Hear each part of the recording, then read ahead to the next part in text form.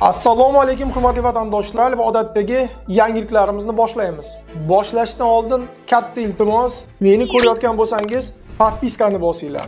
Podpiska bizning kanalimizga rivojlanishiga juda ham yordam beradi. Iltimos, shuni bosib qo'yinglar. Moskva hamda Moskva oblasti va Sankt-Peterburgdagi hamyurtlarimizga 10 yillik stajiga ega ishonchli dokument xizmatlarini taklif qilamiz. Registratsiya va uni продление qilish, трудовой договор, уведомление, spravkalar, проверка bazalar xizmatlari mavjud. Muhim eslatma, Amina ilovasi to'liq ishlamaganligi sababli registratsiya qilmaganlar zudlik bilan ushbu xizmatdan foydalaning. Hoziroq ekrandagi raqamlarga qo'ng'iroq qiling yoki WhatsAppdan yozing. Rossiyada migrantlarning harakati ustidan nazorat kuchaytiriladi. Assalomu alaykum qadrli mehmon, videodan to'liq xabardor bo'lish uchun videoga like va podpiska tugmalaridan bosib qo'ying. Rossiyada 2027-yil oxirigacha xorijiy fuqarolarning mamlakat ichida harakatlarini nazorat qiluvchi yangi axborot tizimi yangilanadi.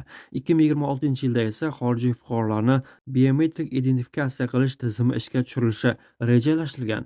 Bu haqda mamlakat hukumatining migratsiya siyosati sohasidagi rejasida so'z boradi.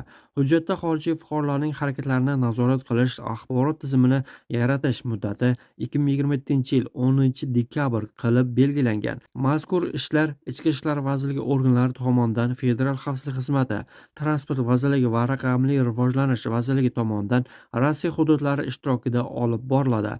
Shuningdek, Rossiya Ichki ishlar vazirligi 2027-yilga qadar xalqaro aviakompaniyalarning aviachiptalarni bron qilish tizimlariga kirish huquqini oladi. Bu xorijiy tashuvchilarni Rossiyaga kirishi taqiqlangan chet el fuqarolari haqida oldindan xabardor qilish maqsadida amalga oshiriladi. Ichki ishlar vazirligi rejalarida shuningdek ochiq manbalarni tahlil qiluvchi axborot tizimini yaratish ham ko'zda tutilgan. Bundan tashqari, hujjatda aytilishicha 2026-yil dekabrgacha xorijiy fuqarolarni biometrik identifikatsiya qilish axborot tizimini yaratish rejalashtirilgan. Eslatib o'tamiz, avvalroq 2026-yil 1-yanvardan boshlab Rossiyadagi barcha migrantlar rus tilini bilish bo'yicha testlarni kompyuter orqali va masofaviy texnologiyalar yordamida topshirish haqida xabar berilgan edi. Rossiya rahbariyatining O'zbekiston bilan bog'liq ulkan rejalari bor. Bulardan biri hayot sifatini yaxshilash. Bu haqda Rossiyaning O'zbekistondagi elchisi Aleksey Erxov ma'lum qildi. Erxovning qayd etishicha, 2025-yil Rossiya va O'zbekiston o'rtasidagi munosabatlarni rivojlantirishda va boy samarali davr bo'lgan mamlakatlar strategik sheriklik va ittifoqchilikni mustahkamlashda sezilarli yutuqlarga erishgan. Shuningdek, intensiv delegatsiya almashinuvlari ikki tomonlama kun tartibini Rossiya va O'zbekiston fuqarolari mintaqalariga qaratilgan aniq mazmun bilan to'ldirish imkonini bergan. Yekaterinburgda yangi yil kunlari ham migrantlarni tekshirish davom etmoqda. Tagansk Kiryat bozorida mamlakatda noqonuniy yashayotgan chet elliklarni aniqlash uchun reyd o'tkazildi. Politsiya turizmdan ortiq odamni tekshirdi. Ulardan 22 nafari migratsiya qonunlarini buzgani aniqlandi. Hibsga olinganlarning barchasi so'roq qilish uchun politsiya bo'limiga olib ketildi. Tekshiruvdan so'ng qoidabuzarlar deportatsiya qilinib, 5 yilgacha Rossiyaga kirish taqiqlanadi. Mintaqadagi bozorlar, qurilish maydonchalari va migrantlar to'planadigan joylarda, jumladan dam olish va yangi yil kunlari ham reydlar davom etadi. Shavkat Mirziyoyev Putinning qarorgohiga qilingan hujumni qat'iy qoraladi. 30-dekabr kuni O'zbekiston Respublikasi Prezidenti Shavkat Mirziyoyev va Rossiya Federatsiyasi Prezidenti Vladimir Putinning telefon orqali muloqoti bo'lib o'tdi. Bu haqda O'zbekiston yetakchisining matbuot xizmati xabar berdi.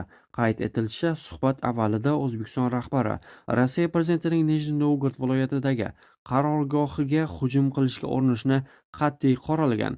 Bunday xatti-harakatlar barqarorlik va xavfsizlikka, shu jumladan uzoq muddatli tinchlikka erishishga qaratilgan sa'y-harakatlarga tahdid solishni ta'kidlagan. Oliy darajadagi kelishuvlarni amalga oshirish nuqtai nazaridan O'zbekiston-Rossiya strategik sheriklik va ittifoqchilik munosabatlarini yanada rivojlantirish masalalari ko'rib chiqilgan.